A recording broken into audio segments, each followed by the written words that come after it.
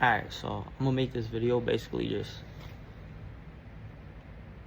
just talking about how I think I'm starting to realize at 26, like, I really fell for the trap.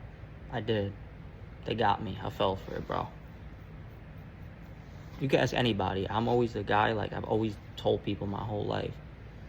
And they look at me crazy. And then I look at them crazy because I don't get it. But, you know when people ask, you've never traveled? I'm just like, I'm mad, like, I'm proud of being from New York. I'm, like, really from New York. I'm just like, leave. Like, I don't gotta leave. Like, I was born here. I'm gonna die here. That's what I always tell people, like, as a joke. Like, I could tell you're from New York. Anyone I meet who's not from here. Like, you just talk, like, you just have that. And that I'm proud of, I'm not gonna lie. There is this weird superpower in being from New York. It's just kind of like the energy you walk around with, the way you talk. But fuck, bro. The older I get, the more I'm like, oh, I see what people are talking about. Like, this place is trash, bro. This shit is trash. I'm gonna give a couple stories. The first one, today's Thursday, literally Sunday night, bro. I'm heading home from hanging out with my family. I'm with my girl. We get on the train, bro. Like every other time you get on the 6 train. There was just some weird motherfucker, crazy looking, like weird dude. His eyes are all spaced out and shit. I don't know if he was mentally ill. I don't know if he was off something. But he's like just grabbing random bitches on the train. Like he's reaching out. Like eventually I lock eyes with him. I'm like, I got the knife in my hand because I could tell, like, this dude is weird, bro. Like, when you're from New York, you got a sense for it. You could tell when someone's just crazy and homeless and they really not a threat to anybody. You just laugh. Oh, look at this motherfucker. This dude was, like, weird. Like, he came across like I really was going to have to do something. So thank God nothing wound up happening. But then that shit just got me thinking. I was just laying there tired on the train. I'm sitting there on the train. My girl got her head on my shoulder. And I'm just thinking, one, what if my girl was here without me right now? Even if nothing happened, like, she probably sat here for the last 30 minutes and was scared, like all the other women who didn't have a man, or like their man was a bitch. Like one girl, literally the dude went to like grab this guy's girl and he didn't even do nothing. He just turned around and looked at him like, what the fuck? And then they just like moved. Like, I don't know, but you know what I mean. Even that's pretty surface level. My second thought was, bro, what if that was my daughter on this train alone? I don't have any kids, but I'm saying, like, for the future me. Like, why would I want to raise a family here? That shit is crazy. Like, imagine my daughter was on this train alone and that dude just grabs my daughter. Like, craziness, bro.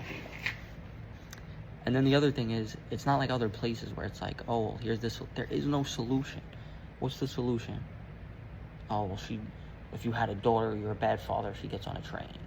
Get her own car, let her drive. Are you dumb? In the middle of Manhattan. You can't own a car here. Are you stupid? There's certain places here where you literally can't drive. Like, when I say that, I mean literally. Like, the train will be 15 minutes away, but in a car, it's 45 minutes. And it'll be like, parking is $50 per half hour. Like, yeah, that's a real thing in New York if you're not from here. The parking garage I'm literally sitting on the floor in right now because we've been working in this building.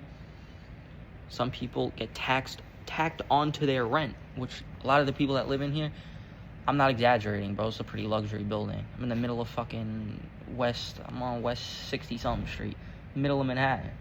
Some of the rents in here is $8,000 a month, $7,000 a month. The studios are like $4,000, $4,500 a month for a studio. Like, and these people still get these parking spots tacked on as like, oh, you gotta pay for parking. This city is so trash. Parking is a luxury. Really think about that. You know what's crazy? I fell for it. I drank the Kool-Aid. And like I said, I never traveled.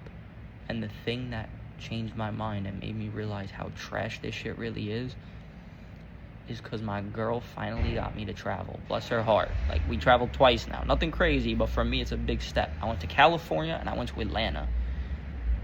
California was trash. I thought New York was trash. Man, that place is awful. Now,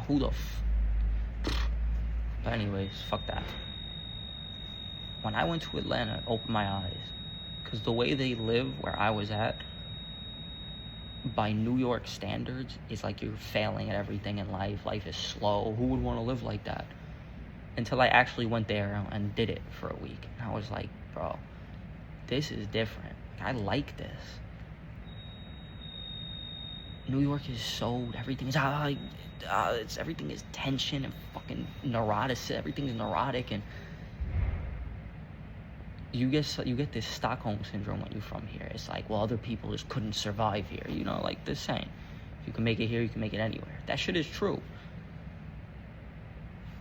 But it's just like, once I seen another way, I was like, I just don't want to live like that. I can. It's not like, oh, you're just too weak to survive. I was born here. I never left in 26 years. I can handle this. This is all I know. But I seen how those people lived, and I was just like, yo, this looked cool. Like, everything was so peaceful. I was just like, damn. Damn. So that's my goal right now. Get the fuck out of New York.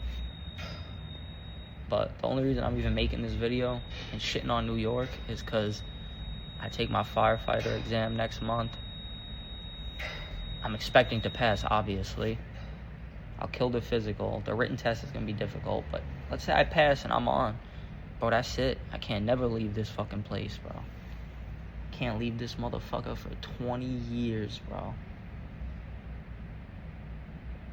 Oh, man. Oh, man.